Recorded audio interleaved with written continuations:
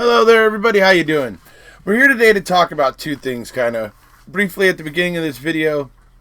I'm going to talk about what civilians obviously will be doing, during this crisis, and what politicians should be doing. And that's going to be kind of the thing about this video. Now, to start, I want to say this.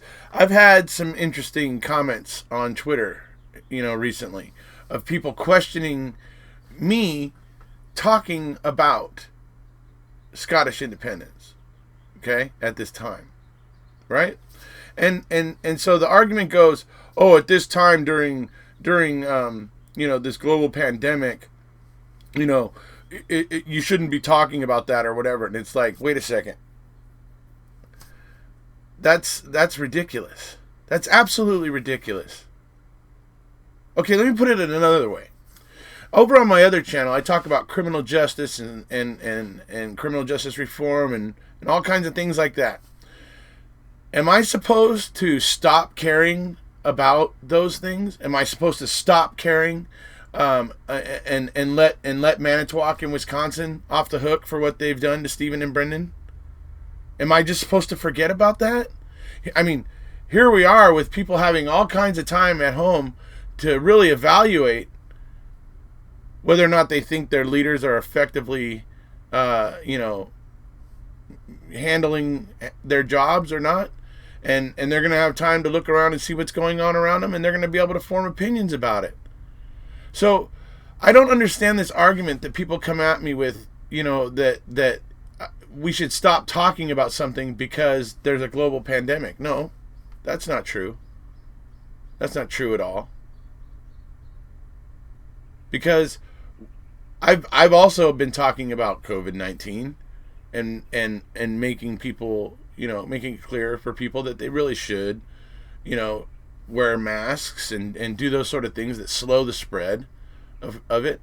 And so I've been very, very mindful of that, but that hasn't made me forget about the other things that I care about. It hasn't made me forget those things. And it's not going to make me forget those things. Certainly not letting Manitowoc and Wisconsin off the hook just because of this global pandemic. Why would I? Why would I just stop caring about something? So I don't understand this argument that I see people make. Now, when it comes to politicians, it's a little bit different, isn't it? Because the politicians are the ones that are making the decisions and making decisions to help save lives, to also try to help the economies get through this period and that sort of thing. And so they're having to, there's a lot of things that they're having to do and a lot of decisions they're having to make, and there's a lot of pressure. And so the politicians are focusing on the current global pandemic. And they should be. But for us, the people, many of us finding ourselves with much more time at home to sit back and evaluate things, to expect people there in those situations to stop caring and just not look at it. No, that's stupid. That's just stupid. So getting on with what the politicians should be doing. I want to, this video right here, folks, for me, is going to make it clear. I've had so many people telling me, "Oh, why do you say the S&P are classy? Why do you this and that?" And they constantly have all this BS to say to me. The reason why I think the S&P are classy is because the S&P continuously, time and time again, show that they are thinking of the people of Scotland before themselves. Time and time again, I have seen it. And it's not, I don't see the same thing coming from Westminster politicians. Or at least not from most of them.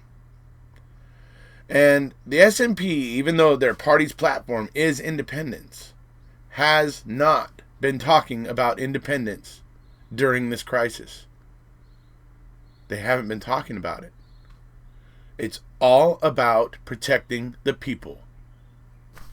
It's all about doing what they can to keep as many people safe and healthy as they can. They are completely focused on that task. And that's why we're going to be talking about some comments made by the Scottish leader of the Tories, or the Conservatives, Jackson Carlaw, and some statements he made regarding independence recently. Okay? I just want to point that out. It's not the SNP. It's not the party whose platform is all about independence, that was talking about independence, that was bringing it up. It's not. It's the opposition. The Scottish Tories bringing this up. That's very important. And that's why I'm here calling attention to this today. So, we're going to read an article right now where you can see Jackson Carlaw's words and get an idea of what I'm talking about, and then we'll come on back. Jackson Carlaw criticized for raising indie ref during crisis.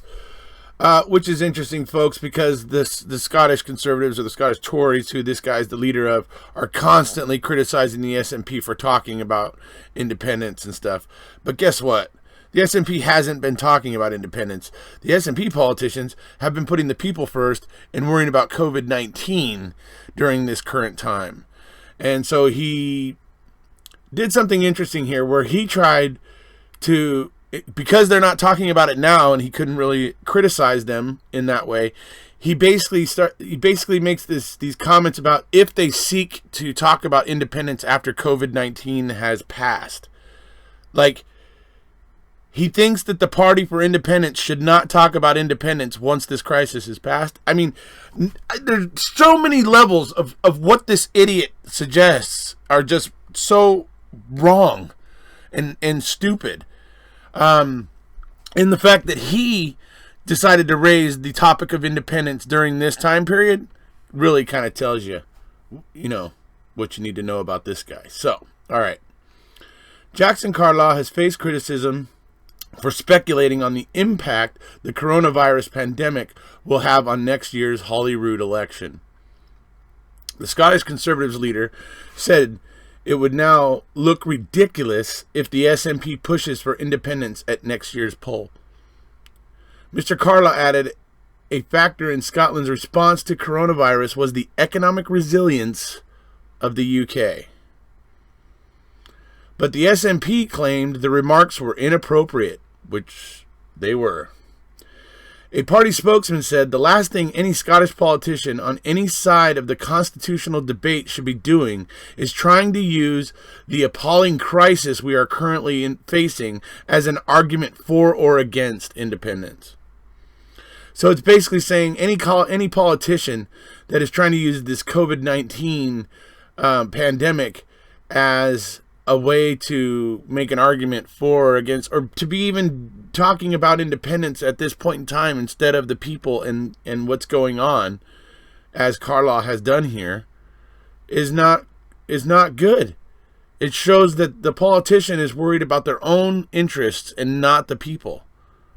And that's been obvious to me about Jackson Carlaw for a long time. So, all right, here we go.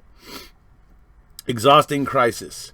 In an interview with the PA news agency, Mr. Carlaw said there will be no guarantee that the SNP will retain its place as the largest party in Holyrood at next year's election. He said, I still maintain that by the time we come to the election next year, the Scottish government will have been in power for 14 years. People will have come through an exhausting crisis, which the SNP are handling very well. So why would the people... I failed to follow his logic there. It's not logical. The SNP have been putting the people first. People in England are remarking about how, what grace and everything that Nicola Sturgeon has during this crisis. Okay? I mean, for people in England to be looking at her going, wow, she's really doing a great job. What does that tell you? Anyway, so then he says, let's remember, Winston Churchill won the war, but the people turned to Clement Attlee after it. Mr. Carlaw says he believes making Scotland's constitutional future a centerpiece of the 2021 campaign may hurt the SNP. But I want to remind everybody, it's not the SNP right now that's talking about independence. Even though they are the party for independence, they are not the ones talking about it right now. First Minister of the SNP, leader Nicola Sturgeon, has been leading the response to the coronavirus outbreak with support from the opposition parties, including the Tories. He said, "I don't expect nationalists to surrender the ground at this point, but quite honestly, I think it will look ridiculous if the first debate that the nationalist movement want to have when we get to the other side of this is let's go gung-ho for independence next year. Then more fool them if they do.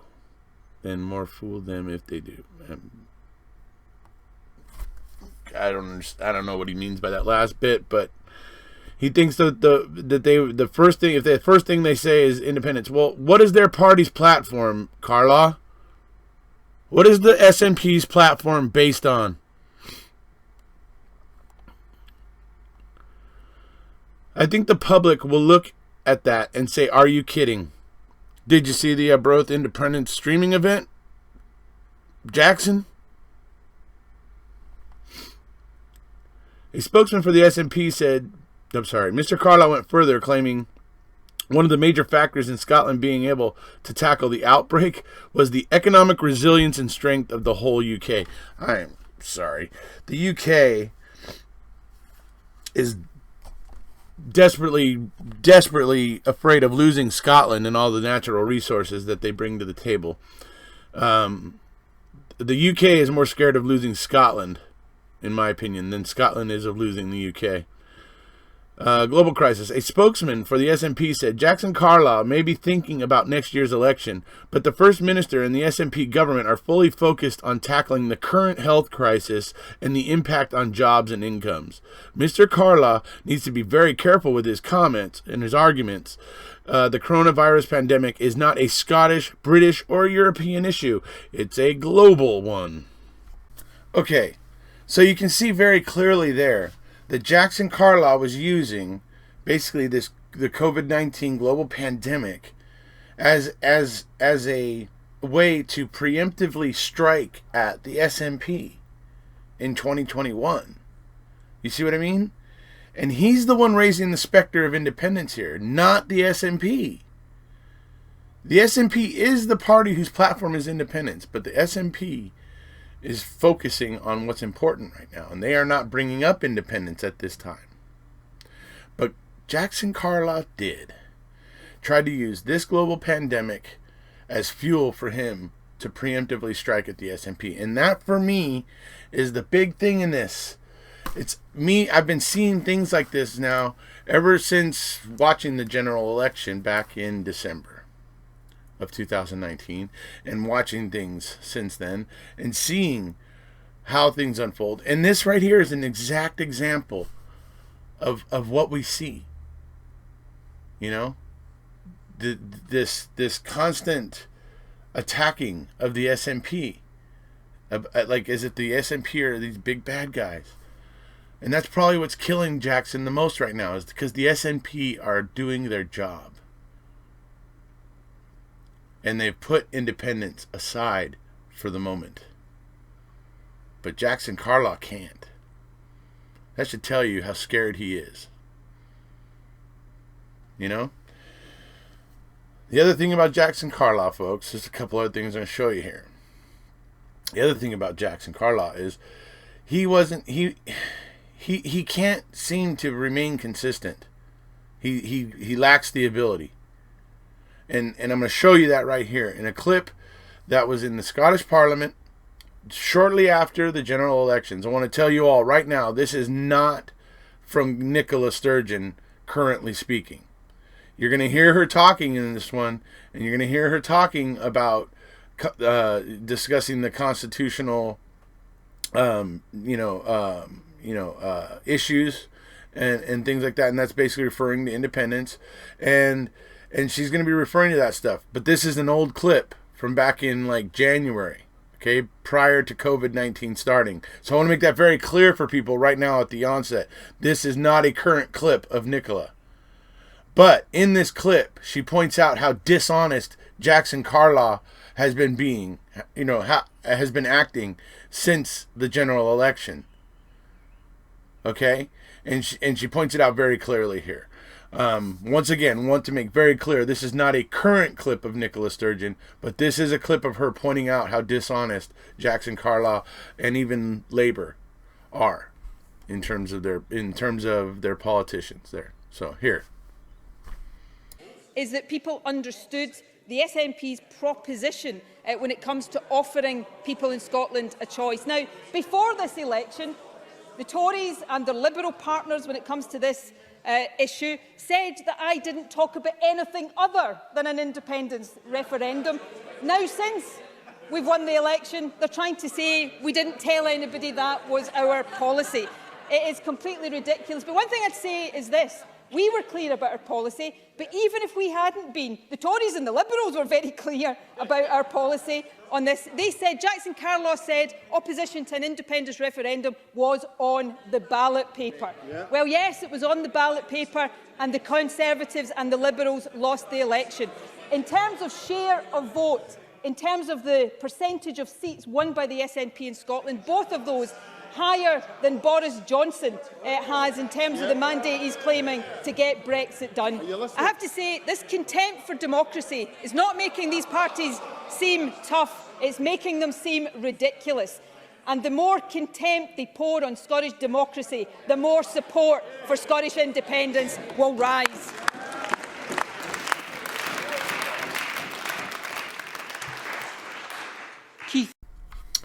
Okay, so there you can see what I'm talking about, where, clearly Carlaw had ran on a platform for the Conservatives there in Scotland, that a vote for Conservatives was a vote for no, for independence, right? That's, and Labour, I guess, ran on a similar type of thing.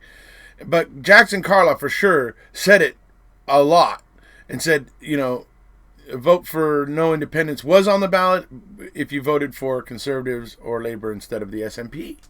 And they made this very clear and were very vocal about it. And so the things that she's saying about how they were switching their positions and claiming that the SNP never, everything she said there is spot on. And that's the kind of slippery that Jackson Carlaw is. You know what I mean? So I'm going to show you one other thing here to illustrate that just a little bit further. What I'm showing you here is Jackson Carlaw and another politician at the time campaigning for there not to be any devolved parliament in Scotland. It's them campaigning. This is, for me, this just shows really the two faces of Jackson Carlaw, because he didn't want a Scottish parliament. He didn't want a devolved parliament, and clearly worked very hard to prevent it. But once it was there, he somehow felt like he should be the one running it. It's like he has this whole thing about, like, he feels like he should be running it. Like, it's weird in watching some of his tweets and things like that. I always thought it was odd. I'm like, they're so out of touch. Folks, to give you an idea of the numbers after the general election, like you heard Nicola talking about there, right? Okay, there's a total of 59 seats available in Scotland of MPs that get sent to Westminster, right? Well, in the last general election, 48 out of those 59 were SNP. The Conservatives have they went down. They lost a lot of seats. I think they're down to now 4 or 5 seats now. Labour's down to I think one seat. Labour's down to the Lib Dems, no seats. And the SNP, like I said, have been voted in a mass majority there in Scotland. It's pretty clear that the people in Scotland are moving away from Westminster rule. That's the way the wind is blowing. It seems pretty obvious and pretty clear. So, this last thing I'm going to show you is basically a picture of Jackson Carlaw campaigning and not wanting a devolved parliament in Scotland. I challenge people to question whether this guy really cares about Scotland, or whether it's Scotland first for Carlisle Jackson, or whether it's the UK first, because I believe that he is. I believe his concerns for Scotland are secondary. So that's my personal opinion. So, all right, I'm going to show you a clip of him, here, or a picture of him campaigning back when they were basically deciding whether or not to have a devolved parliament in Scotland. Okay, so here we are. We have there you see on the left is Jackson Carlisle, and this was him trying to campaign and prevent there from being a devolved parliament in Scotland. The funny part is that he goes on Twitter about how he should be running it and stuff. It's funny. I don't understand how he's so out of touch, considering he seems to have been there in Scotland for some time, but he's so out of touch, it would seem. But mainly what this shows is for me that Jackson Carlisle has an agenda. He has a clear agenda. And the matters of the people and the matters of Scotland are secondary to that agenda. And I think that's the important thing to really, really illustrate about Jackson Carlisle. So wanted to make everybody aware of that stuff here today. So, all right. Okay, so to wrap up, I basically am just wanting to point out today that Jackson Carlisle clearly has an agenda. And that agenda is anti-independence, and it's really Union first, Scotland second. Or, well, Scotland somewhere below Union in the list. So, I think I've shown you here today just how he talks out of both sides of his face. You know? He criticizes that the SNP never stops talking about independence, but then right after the election claimed that they hadn't been talking about it, which was ridiculous. I have videos of Nicola around Christmas time and New Year's talking about all these things. I mean, it's just ridiculous, you know? And anyway, so the SNP's platform is independence. So the fact that he shifts and does all these things, it's obvious he has an agenda. Good or bad, whatever you may think of it, he clearly has it. And so that's mainly what I'm pointing out today. I obviously encourage people to continue to analyze and to watch and to form their own opinions, obviously. And as I've said in other videos, I'm really hoping that some of the international crowd, hopefully, that I know I have over on my other channel, that some of the international crowd that follow me there will hopefully take some slight interest in Scottish independence and UK politics, and in hopefully over the next year, 2 years, keep an eye on things there and try to keep the UK press honest, because the UK press is very, very, well, they've shown themselves to be very much in the service of Westminster for the most part. So, all right, if you haven't already, please hit subscribe, and we'll see you.